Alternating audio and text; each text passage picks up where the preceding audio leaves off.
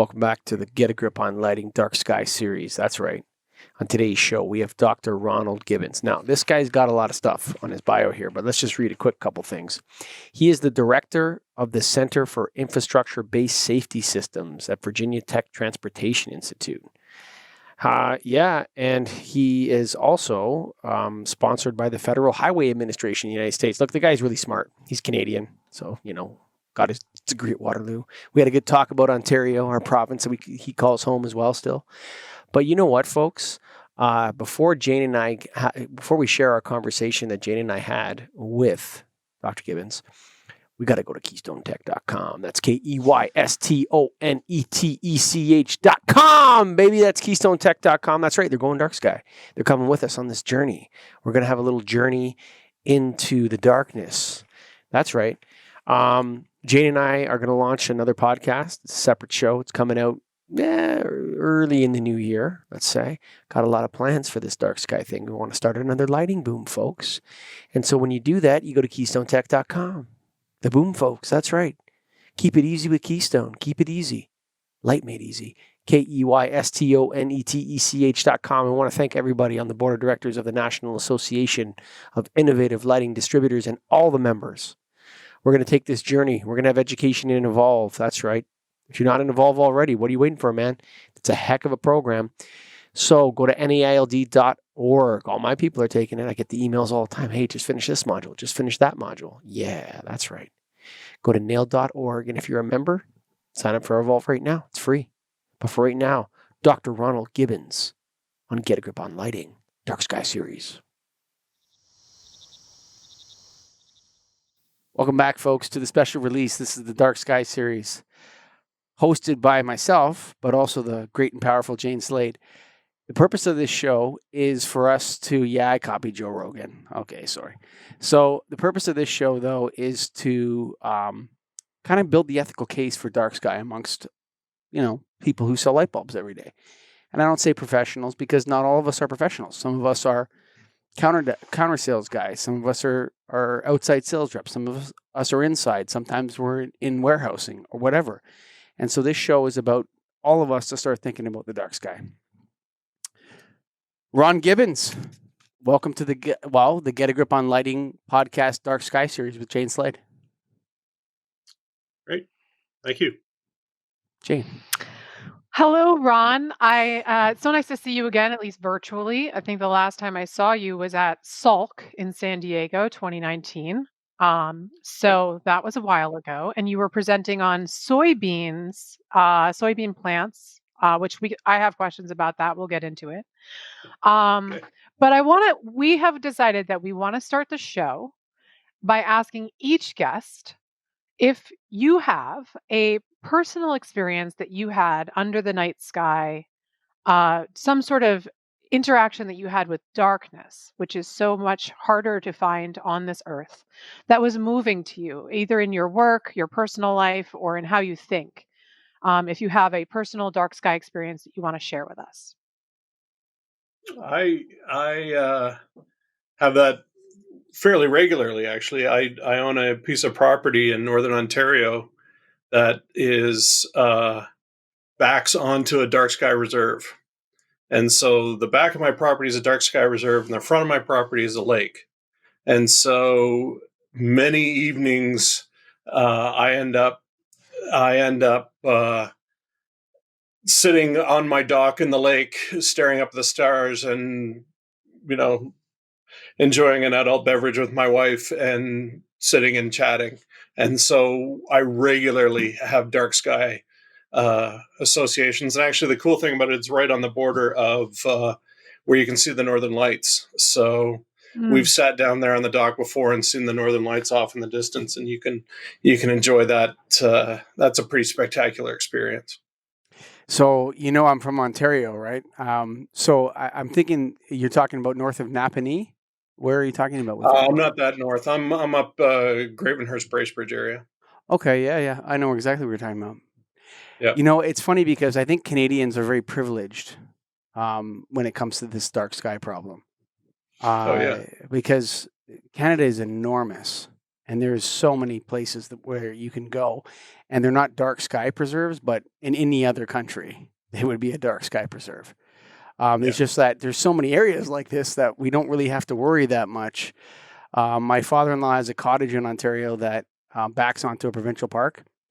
You canoe for a day or two, and you're in deep wilderness, my man, and you can see the Milky Way with no problem at all.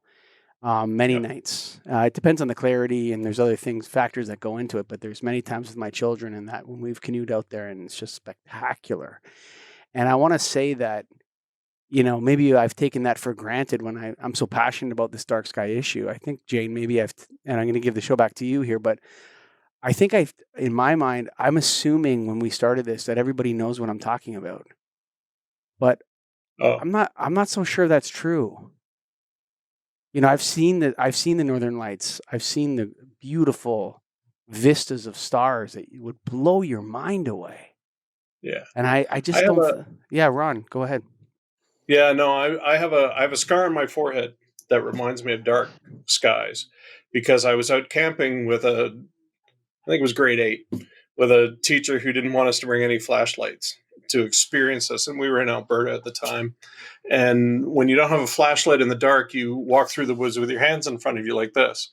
My hands got too far apart and a tree came right up through the middle. So I was in such a dark environment. You can imagine I didn't see a tree right in front of me. And I think of all the people in the world who have never had that experience to be in that dark of an environment. Yeah, that's a pretty special experience to be sort of surrounded with that kind of a dimness. On top of that, it's funny.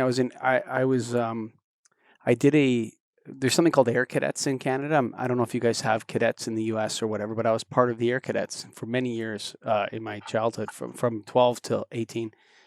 And I did a search and survival course in Northern Ontario, and we used red flashlights with, like, you take off the cover of it, it's a military flashlight, and you put a red flashlight over top of it, and then you find your way with that.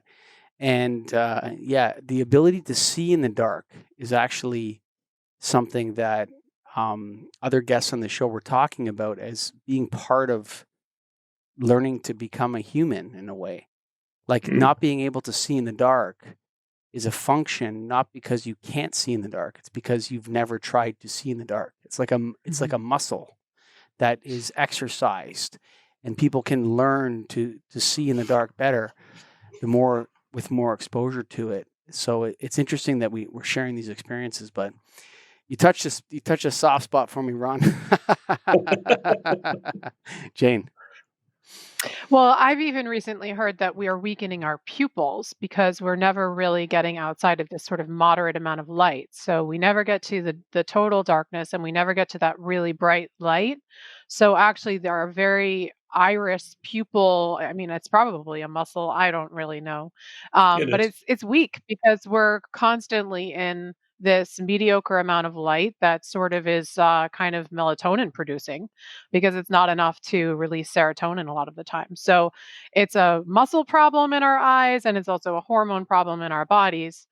But let's just jump to the start of the show, Ron, which is I want to introduce people to who you are and what you do. So I see that you are the director of the Center for Infrastructure-Based Safety Systems.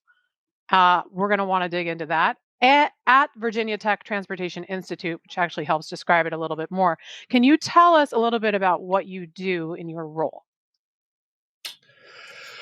I've got a research program here that's focused on all the safety systems associated with the built environment in transportation. So pavement markings, signage, lighting, all the things that you build onto the roadway is my research area. And now we're getting more and more into the integration with automated vehicles and those sorts of things, and trying to build the performance box around these systems, both for humans and for vehicles, and try to describe try to really just define what optimal performance is in these systems. And so my personal research area is so I manage that research program, but my personal research area is all roadway lighting based. So my research program is entirely focused on developing lighting approaches to lighting that really optimize. So we're trying to provide maximum benefit for the users of the space, but minimize all the negatives. So get Hmm. rid of things like light trespass and get rid of sky glow, and look at technologies that we can implement that um, really really the really put light where we need it when we need it. So those two aspects of both where and when are the things that we're concerned about, and that's really the theme song of my group is that if you don't need light, don't use it. If you need it, use it, but control it, and that's really what we're focused on. I really can't underscore enough how much I appreciate your stance in the industry, because I feel that you back up your findings with uh, research, but that you don't come down either way that more light is safer, or that, darkness is the only way to go. I feel like you really have a middle ground that is super important and is a bridge in the industry. I would say that most dark sky advocates are not against light or light for safety, but I do think sometimes in the lighting industry that there is an overemphasis on light as needed for safety, and that we've lost some of our bearings. So I appreciate where you come from, which is really trying to find that middle ground, which leads me to my next question. I saw your webinar recently on October 1st through the IES, Roadway Lighting, Light and Health. And you opened with the definition from the World Health Organization, which I'll read for you, on what health is, which is: health is a state of complete physical, mental, and social well being, not merely the absence of disease or infirmity. And that's kind of how you framed that talk, in terms of lighting for safety is a health issue, as well as lighting that disrupts your normal circadian rhythms is a health issue. And that's kind of how you opened up your talk. So I would love to hear more about what you see some of those conflicts being currently in the industry. Yeah, we really view lighting as a balance. It's it there's the balance of the good and the bad, and so from me, and it's really task related. So if I'm driving down the street in my truck and I want to make sure I don't hit a pedestrian, there's that health aspect that me as a driver doesn't want to does has to do the task of not hitting a pedestrian. That's healthy Mhm. for the pedestrian, obviously. It's healthy for me. I don't have to go through the mental anguish of having hit a pedestrian. At the same time, when my task changes to walking into my house, I now don't want that street lighting to impact my new task, which is existing in my house and enjoying an evening or relaxing or getting a good night's sleep or having a candlelight dinner with my wife. I don't want a blazing streetlight coming in my window when that happens.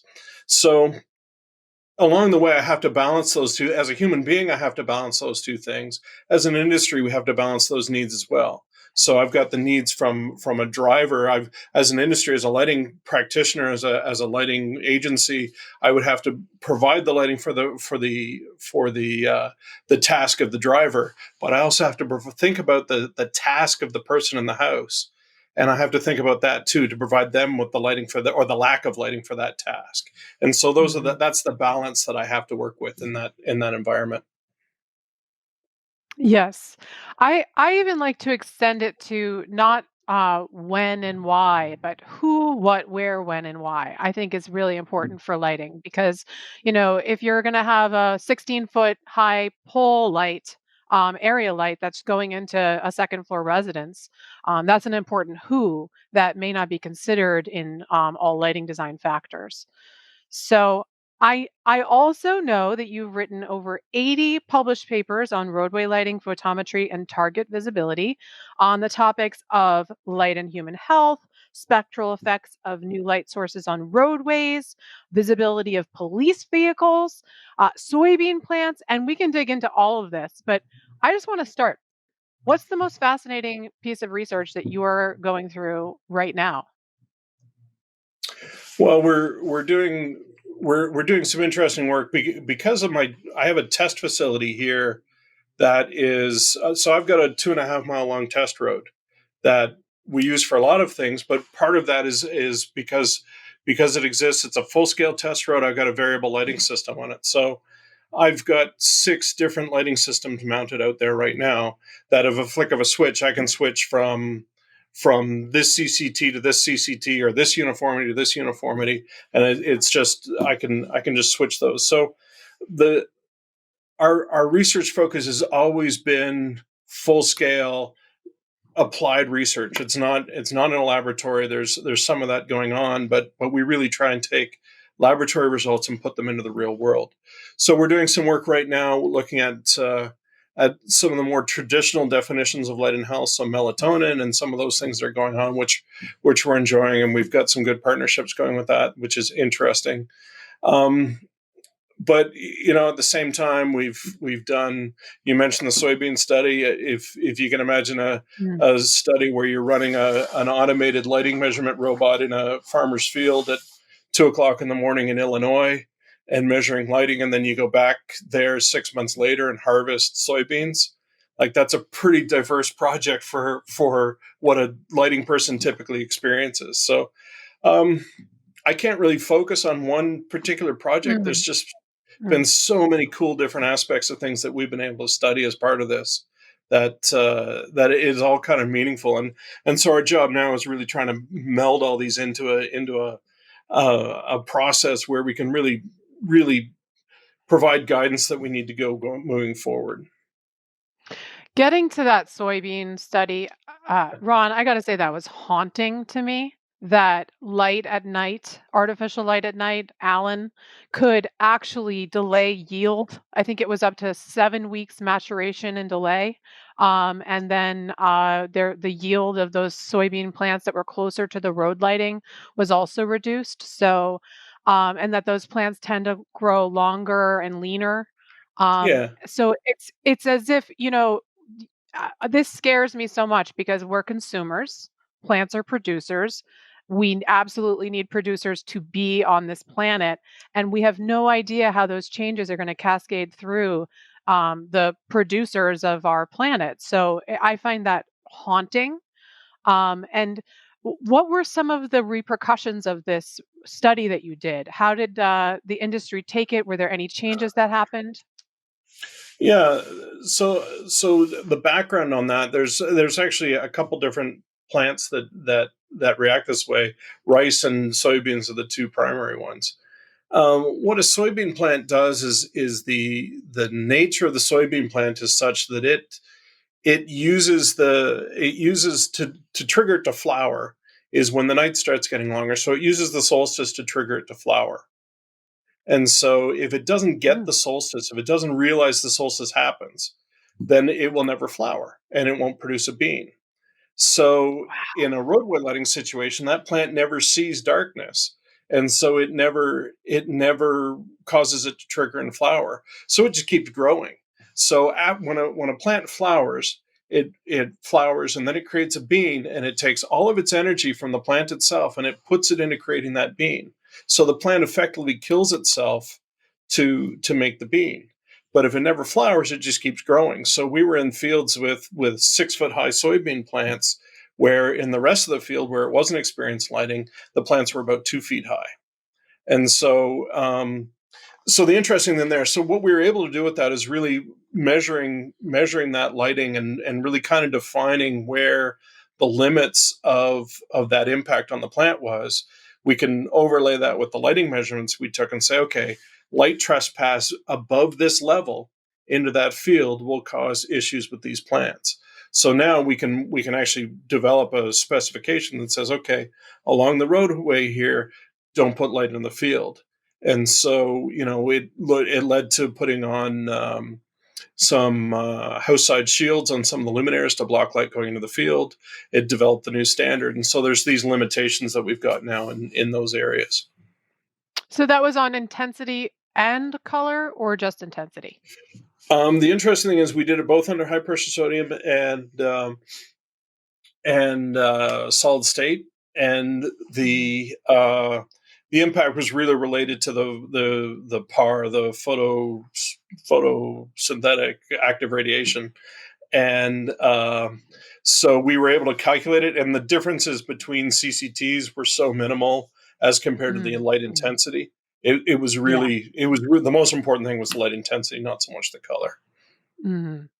Well, I always like to say, if someone wakes you up in the middle of the night with a bright red light versus a dim little blue light, I think you'll have a different feeling about the bright red light. So intensity is more important for sure. Well, yeah, and in any of these studies, the things that we're looking at, there's really 4 dimensions. There's color, there's intensity, there's timing. And timing is 2 components. One is duration, and one is time of day. So whenever you're experiencing any of these things, those are the 4 components you've got to consider in the study. Ron, this is a mind blow, brother. Okay, so just one quick question, and then because we want to go back to Jane here for a second, but I just want to ask you. I went to a hydroponics convention, not in 2019 October, not 2020, unfortunately. But there was like a merging of academia, contractors, like the industry with academia on how to grow indoors hydroponically. And there was all this science and all this sort of stuff. But as a lighting distributor and somebody that sells light bulbs to all manner of different hydroponic facilities, and talking to the managers of those facilities, they simply say, like, HPS has such a high lumens per watt, and that's why it's the best for growing. And sometimes we mix in some metal halide, like a different color stream or whatever. And then you talk to guys that do the growth chambers where universities study corn and soybeans. And they talk about, they use VHO, T12 VHO, the highest light output they can get per foot based on 1980s lighting technology. You understand what I mean? Like how much light, we need as much light as possible. It's a growing chamber. There's just like rows of lights like this over every surface inside the growing chamber. And we need VHO, very high output. Oh, why can't you switch now? Because then we can't compare our results in the past to our results in the future. So we still need F96, T12, VHO. You understand what I mean? We still want those bulbs in the growth chamber because we want to be able to compare stuff that we've been doing over the years. And if we change the lighting to LED, we don't know how to compare it or whatever. But for most of those people, they talk about the most amount of light possible. As much light as you can get onto those leaves, that will make it grow. And what you're saying is basically the reverse for this roadway stuff, where it's like, well, there's also the cycle of producing food that involves a certain amount of darkness and a certain amount of light and timing and solstices and all this sort of stuff. How did we not know this automatically in our heads? It seems so natural. Like when you said that to me, it seems so obvious. Yeah, I think there is. And I think, but the other thing, it's specific to the plant type. Yeah. So in some plants don't need a darkness break, and you can throw as much light in as possible. And you'll find now that a lot of growers are actually kind of using about a hot pink light to in grow chambers. There's sort of a purplish light that they're using in those environments as well. So there are some plants that aren't as affected as that. Soybean happens to be one, but you're right. If you think about the biology of everything, you would expect that the same way we as humans need darkness, you would expect that plants and animals need darkness as well. And that's, that leads us to the flora discussion is, as we start looking at some of the data associated with that, there's things like birds that will in a bird that's associated with roadway lighting. Robins, for example, if they're close to a roadway, they'll start their morning song about 2 hours earlier than they might if they were in the forest. So are they not getting as much rest? Now, the interesting thing is, if you look at that, those birds typically have two families. So the early bird catches the worm, I guess. But that's But there. Hang on, did you just say that the birds that live near the light are more promiscuous than the birds that don't live There's near the the possibility artificial light? that birds that live towards the light are more promiscuous. Come on, man! Like, hey, come on! The data, man. It wasn't my study. Oh man, Jane, get us out of this trap. Okay. Well, all right, Ron, I actually need your help on something, which is that I have a lighting designer that I'm working with, and he is basically it's being mandated by the municipality that they need to have, I believe, 4-foot candles on a crosswalk. And he doesn't want to put that much. It's way too much. Um, and and I know that in my work, in my role, we have actually seen sometimes where LEDs have actually created blind spots at crosswalks, so that the LED lighting and the optics is more complicated than most people can really know just jumping into it, so that you can actually create blind spots.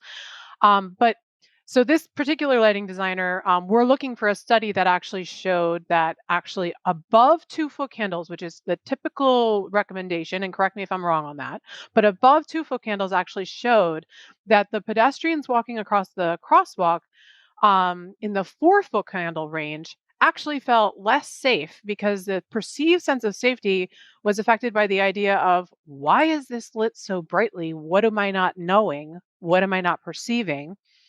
So I'm not sure if you know that particular side of the study, but I'd love to pick into whatever thoughts you have about that, because I think we are in the process of over regulating and commanding too much light into design out of a fear of safety. But then there's a diminishing return where it's not actually more safe. So I hand it over to you with all those ideas. Well, I haven't seen the study where people's perceptions on the 4-foot candles is high.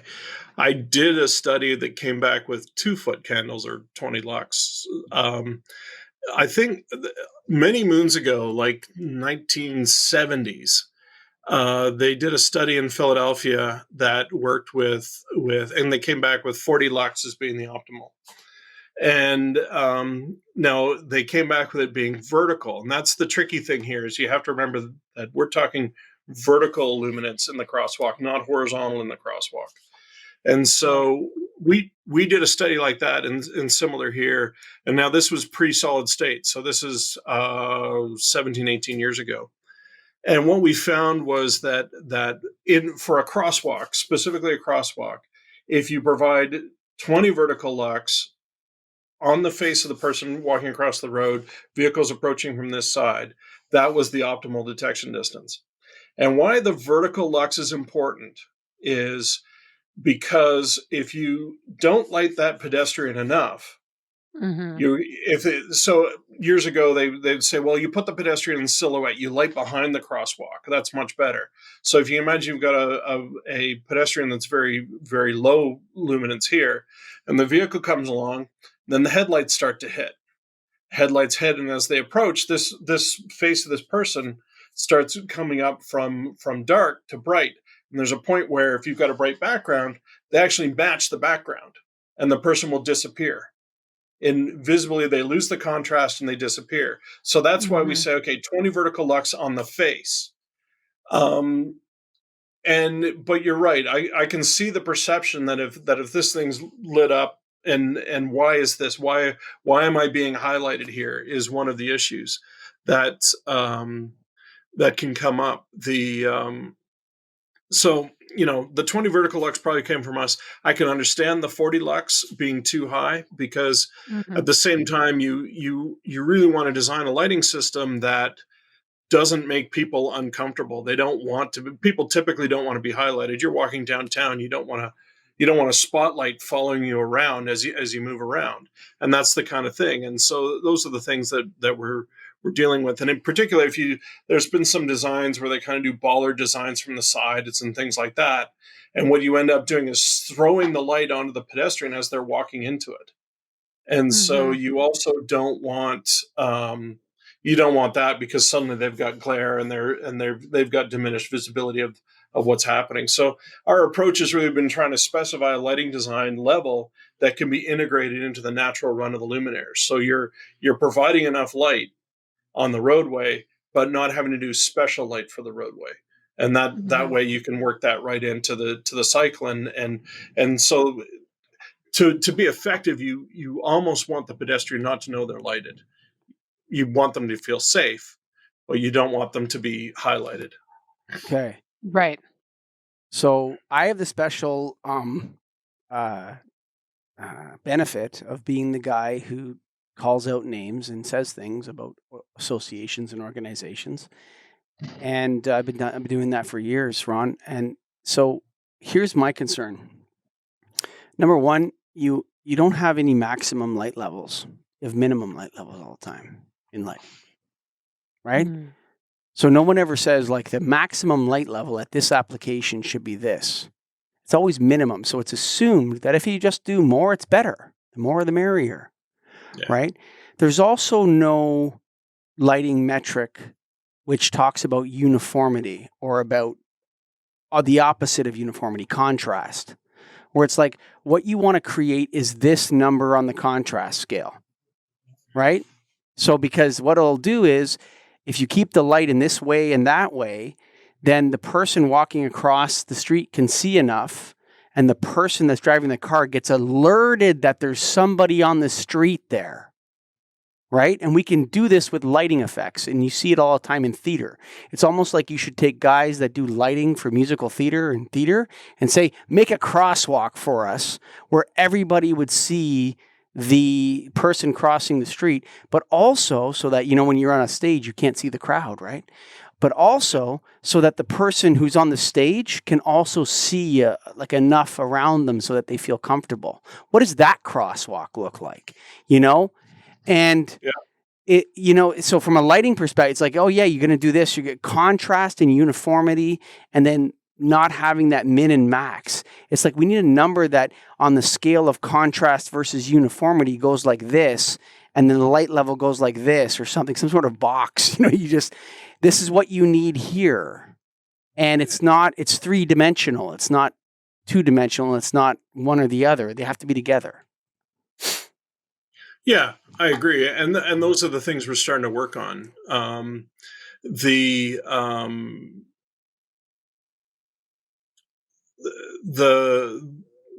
idea behind it is, our metrics in the past have been what we've sort of traditional metrics, illuminance. Luminance even was a huge step for a lot of people to move to luminance of roadways surfaces. So, we're trying to look for those metrics, and those are the things we're starting to look at. Suddenly with solid state lighting, we found that 4000K provided higher visibility than other CCTs, but it doesn't do it for gray objects. It only does it for colored objects. So suddenly we're realizing that it's color contrast, that this 4000K is becoming, and I want to move away from the 4000K thing, a balanced spectrum of red blue seems to provide a benefit for visibility in terms of color contrast. So those are all metrics we're starting to work with and understand. So for example, we're doing a study right now looking at a special luminaire, the luminaires that were used to relight Niagara Falls. They were very, very narrow beam. They're very, very slim angle things. So we said, well, you know what? We can do this with a crosswalk. And so we're actually highlighting a crosswalk with this very, very narrow beam light. And some of those things are kind of interesting as we're trying to play around with these ideas.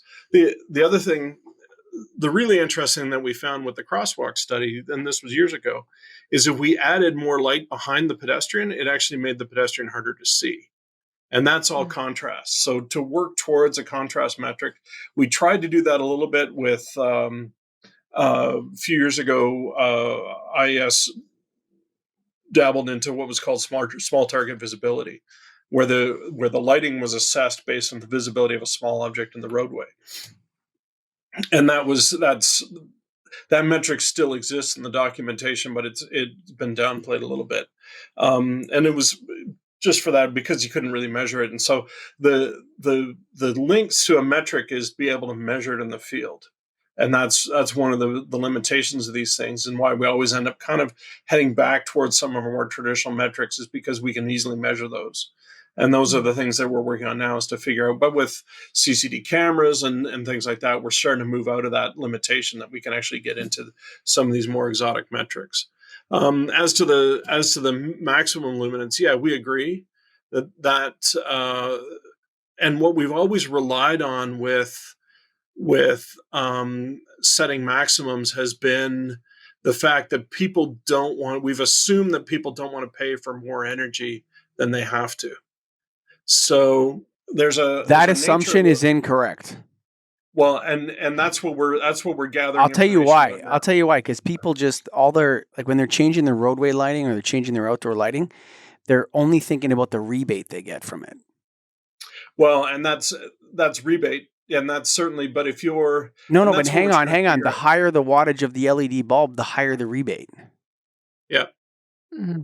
And that's because that's more energy savings. So, and that's... less. It's less if you put more wattage. Well, so like you get like whatever in Ontario, you'll get like a $70 rebate for a 50 watt outdoor light, but you get like a $150 rebate for a 200 watt outdoor light. So the more the more lumens you use in LED, the higher the rebate is. So, well, the assumption behind that must be that you're only using a 50 watt because it's replacing something that's equivalent to the 50 No, watt. we way overlight everything. My company way overlights everything because the rebate dictates that. Yeah. Like I sell lighting every day. I don't sell dark sky lighting at all because it's impossible to sell right now. Yeah. But I mean, we sell, the rebate's 250 watt metal halide. If I put the 300 watt, it's $150 rebate. If I put the 100 watt, it's only a $50 rebate. Oh, the guy wants to get the $300 rebate. Put the higher light level out there. So and that's, and you're highlighting one of the problems that we've had. We've made this assumption that people don't want to put in more than they have to, but we've got programs now that are defining that. There's a nature of roadway lighting or of any lighting, and the nature of the human experience with lighting is what we call the rise and plateau. So you get, if this is performance on this scale and this is lighting level. Sorry, I do this. I draw graphs. This is what I do. So I've got this rise, and I draw them so they're related to me instead of you. So sorry about that. Mm. But so I've got this rise as I increase the lighting level. I've got this rise in performance, and then eventually there's a point where it knees over and it goes flat. That you've gotten to the point, and there's physiological reasons for that. The eye performance. There's these funky visual laws called Rico and Weber's law that kind of define some of this stuff. But basically, it rises, and it goes flat. And so what we're trying to do is set our lighting levels at the point where that knee happens. And so we're saying, okay, we've maximized the performance and we've minimized the light level. And that's our minimum light level. And then we go on the assumption that nobody wants to be out here because this is more energy. But now you're highlighting a program that, this is causing the problem because people are getting out here where we really want to be back here at this minimum. And there's also the, Jane, you can attest to this as well, where people just assume that more light is better. And then you have the insurance industry, you have property managers that are concerned about liability, and they're going from 250. Hey, the cat's part of the show, by the way, Ron. Okay. What's the cat's name? This is Ferdinand. Ferdinand, yes. So yeah, he's a mama's boy. So the people listening, there's hopefully using 3000K luminaires. Yeah. So but yeah, there's like a something we have to overcome in the industry and then into the general public that more light is not good. Actually, there's a point at which where the knee bends, right? Yeah. And that's one of the things that we've got another study going on right now that we're really trying to find the barriers. So adaptive lighting is one of our critical interests. Okay, so adaptive lighting is taking, and this is where we can talk about spectrum, we can talk about intensity, but then we bring in timing.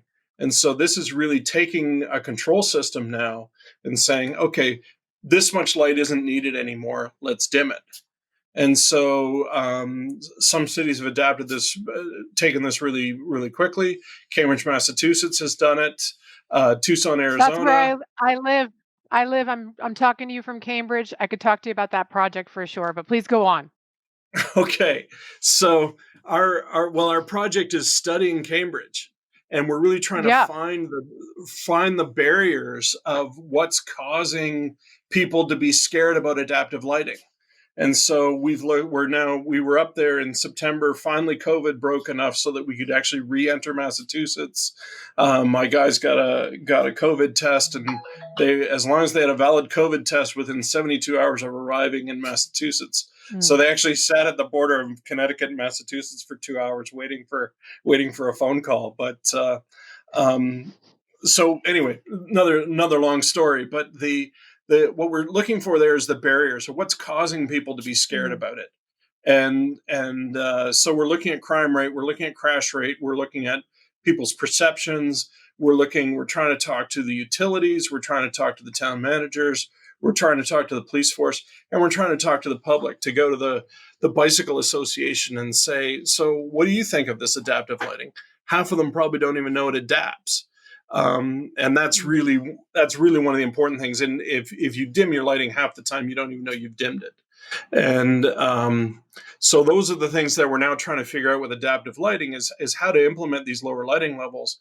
And really, because Cambridge, the numbers I've seen on Cambridge is they're getting 80% energy savings based on their dimming of when they dim their light at night. And it ties in with melatonin suppression, and ties with so many things that we can control. We can really control some of the negatives of light by putting in timing and putting in adaptive controls. And that's one of the things we're really focused on.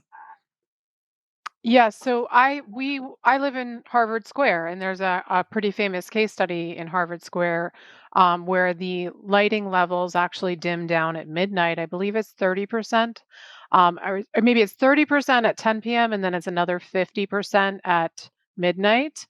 And so, or a total of 50% at midnight. And those numbers we would have to check them, but I'm pretty sure those are what they are. I've I always actually got the dimming schedule, so. Oh, there you go. There you go.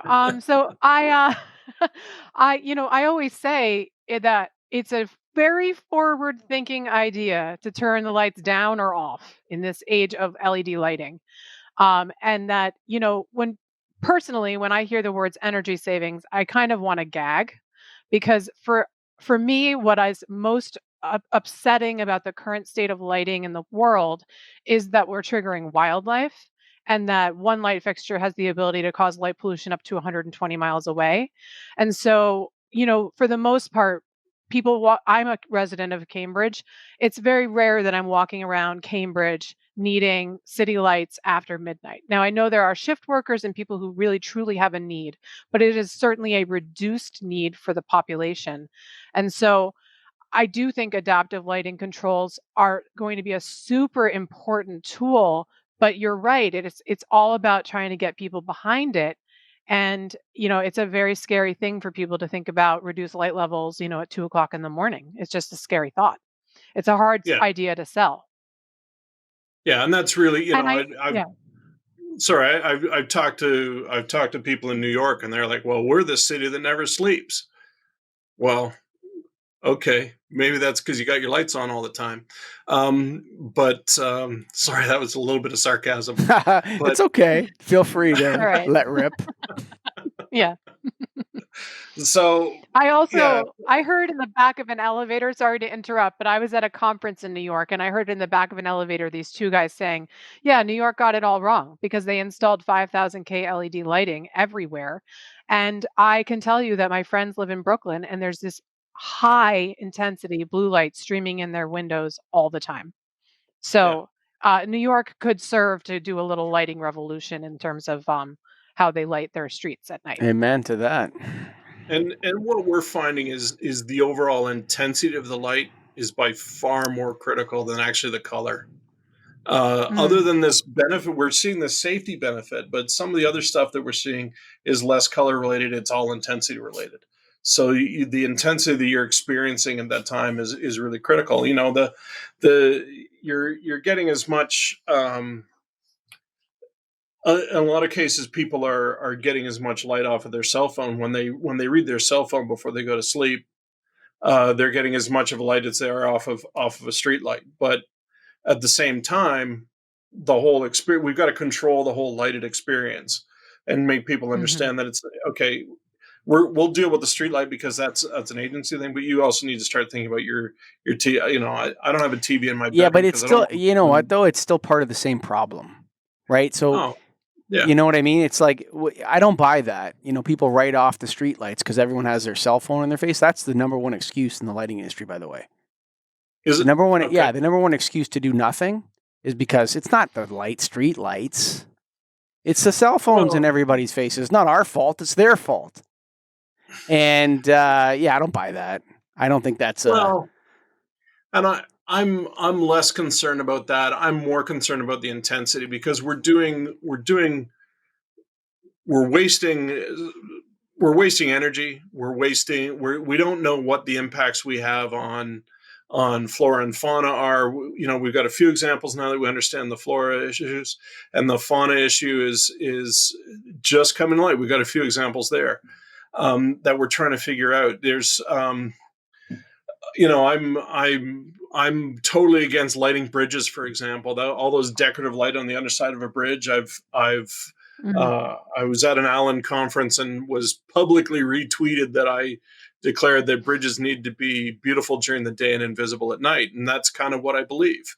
Because those lighting systems, we don't know what's happening to the fish in the water in the river underneath us, and those are the things. And that's not lighting for a purpose. That's lighting to say, "Hey, look, I made a pretty bridge," um, and so there's all sorts of things like that. And so, you know, I believe the agencies need to control what they can control, and you know, it is spectrum, it is intensity, um, but it might not deal with the whole epidemiology of the problem because we have all these other factors that come in. So and to your point, there's not one single factor causing any issue. And so we can deal with what we can deal with. So where we Um, don't have facts, though, where we don't have facts, right? So we use inductive and deductive reasoning to decide what to do, right? Where we don't have facts, we don't know something to be true. We either use yeah, inductive reasoning, like everybody wear masks and we're going to lock everybody down, and that's going to solve the problem we think.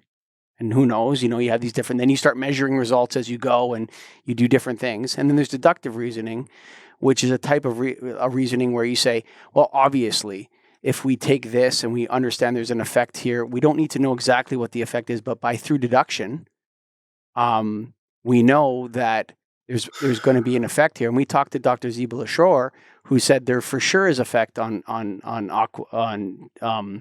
fish and that in yeah. the rivers. There's an effect. We don't know exactly what it is, but I think we know enough to make policy. I think we know enough to start. You know, we don't need to know everything first. We need to know that this is doing this. Let's reduce it and continue to study it over here or whatever. But let's start pulling back from this overlighting everything. Well, and And you go ahead. that's really the goal is even in areas there's there's things we know physiologically that animals need per se, and so we need to control those things. Um, and there's enough evidence that we can move that forward. And that's what we're trying to do now is to figure out again back to the whole concept of balance.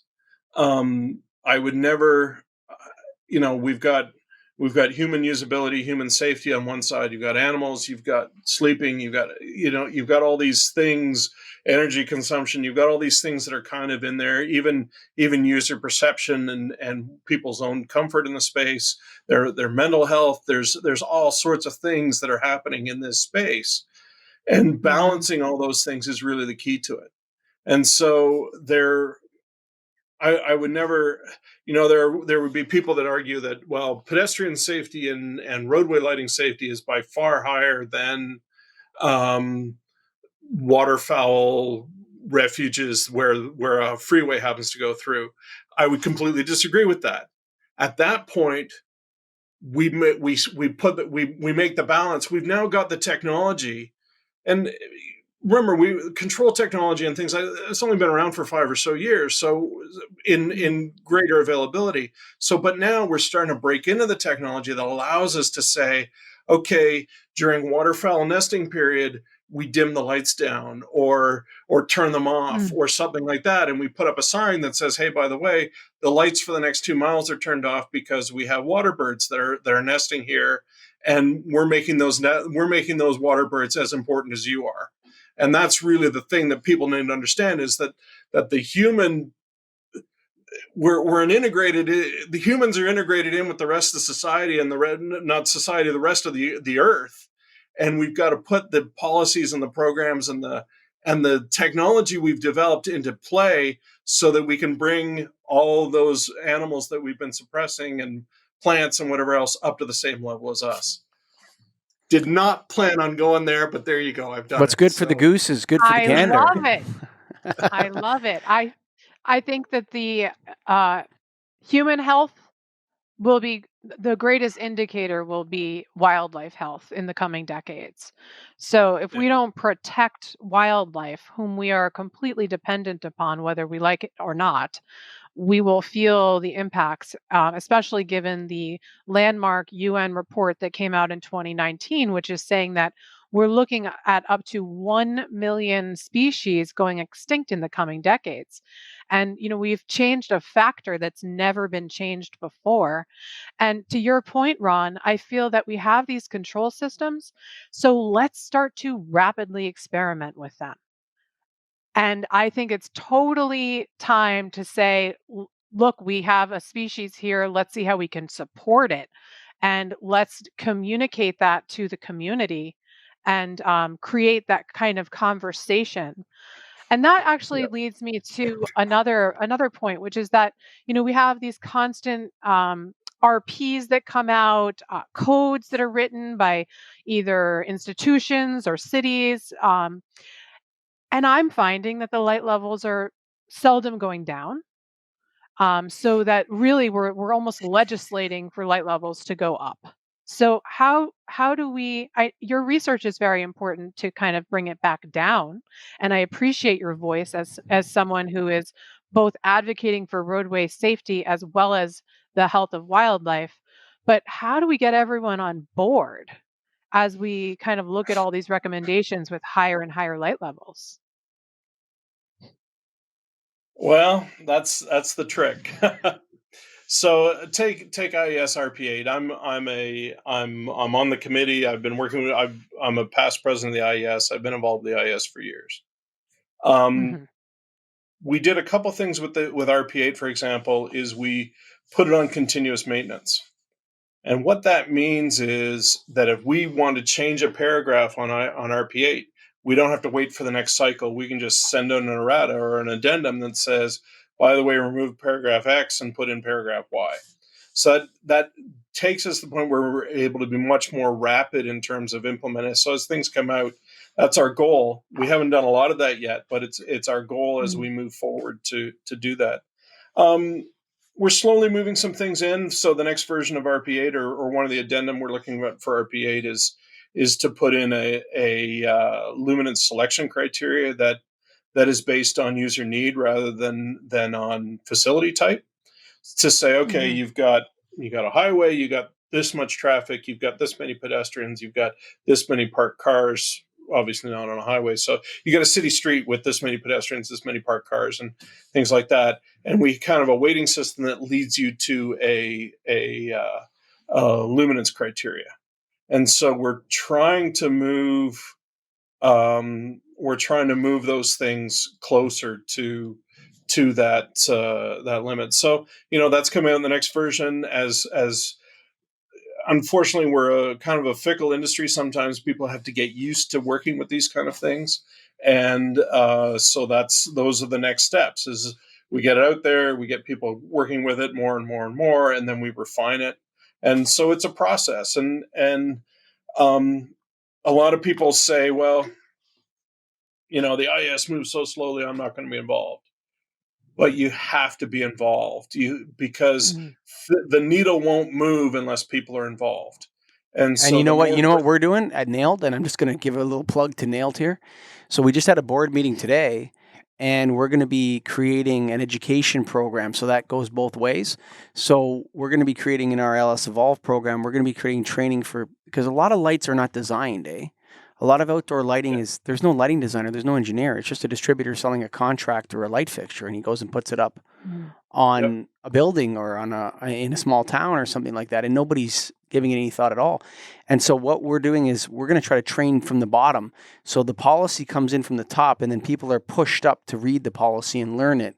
And we're going to try to do that training on our end to tell people that work on order desks and counter sales and sales reps, inside and outside sales reps, and the person in the warehouse. We want them all to take this training so they start to know. And then when the conversations go, there's knowledge coming back to the customer.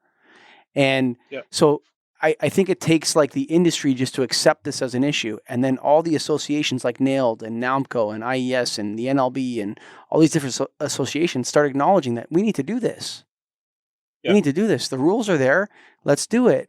And so, I really think that, yes, you're right about having, policy for the ivory tower, the IES, the light LCs and all that, but it also needs to get down into the counter guys, to the people on the sales desks and the sales reps and all that. You know what I'm saying? Yeah, I give the example. Years ago, I was dating a woman whose father was a farmer in Leamington, Ontario, and you go down, and I pull onto their property the first time, and they've got a big barn light, pitch black out there, beautiful night sky, and they've got a barn light. And I said to him, this is after I sort of knew him a little bit longer. I didn't want to anger him the first time I met him. You don't want to roll in hot and start criticizing his lights, eh? I said, well, why do you have a barn light? Well, because I need security. I'm like, well, do you? Your barns are locked. Why do you need that? So I think a lot of people don't even ask the question, why? Why do I have the lighting? Why, my neighbor leaves his porch light on all night long. Well, why? Well, because so the dog can see when he goes out at night. Well, you turn it on when you take the dog out. You don't leave the dog out. So I think one of the fundamental things that everybody has to learn is to ask why. Why are you buying this light? And the counter desk can say, what is your application for this? Or the sales desk can say, what is your application? Well, why do you want this light? I later on gave him a hard time that actually the barn light on the place was a low pressure sodium. And I realized it was a dating control thing, because I'd pull into the barn and I'd drive past underneath this low pressure sodium light, and my date, I'd look over at her and she looked horrible, and so I'd just drop her off and head on my way. So I figure my girlfriend's father there was much more intelligent about lighting than maybe I gave him credit for. But yeah, the fundamental thing is that everybody, why are we doing this lighting? What is the fundamental question before any job has to be why. And then you can move on. You can talk about lighting level. You can talk about spectrum. You can talk about time of day. You can talk about adaptive. You can put all those other criteria in if you can fundamentally answer the question why. And that's really the goal I think we need to start educating on, is why. I think that's a good place to call it, Jane. I think so too. Oh man. Folks, this has been the Get a Grip on Lighting podcast, Dark Side series, hosted by Jane and myself. And we thank Ron Gibbons for being part of the show today. And all of you who listened to the end, nothing but love for you. Keystone Technologies. That's KEYSTONETECH.com. KeystoneTech.com. Oh, yeah. They're joining us on this dark sky journey we're about to go on. That's right. It's going to be a journey. It's going to be fun. We're going to do it right. We're We're going to keep it tight. We're going to keep it easy with Keystone. Go to KEYSTONETECH.com. Dive into the deep end with the outdoor fixtures. Keystone always does it right. And as soon as they found out about the dark sky thing, they said that we're on board 100%. So you go to KEYSTONETECH.com. And remember, the National Association of Innovative Lighting Distributors. Yes, where it all started, baby. Look where we've come as an association all the way to this point. Now we're going to tackle the dark sky issue. That's right. We're going to tackle it. We're going to get after it. We're going to make it happen. We're going to do it through education, through awareness, through association with other associations. Whoa, that's a lot of associations I just said there. But you know what, folks? Go to NAILD.org, where it all started. Don't forget to support the original supporter of the Dark Sky Show, Keystone, KEYSTONETECH.com. And Dr. Ronald Gibbons. Hey, man, that was fun as heck. You're a great guy. I enjoyed speaking with you, man. The people in Dark Sky are such great people. There's so many good people out there that are working on this issue, and we want to push it to the grassroots, to the people that are selling lights every day, to the customers on the counter, to the people on the order desk, to the salesmen in the field, to the inside reps, to the warehouse guys. We want everybody to know about this issue. We want this industry to take it seriously. Now's the time. So, folks, thanks for listening. I speak on behalf of Jane Slade for sure that we love you guys, and thanks for checking this out. Bye for now.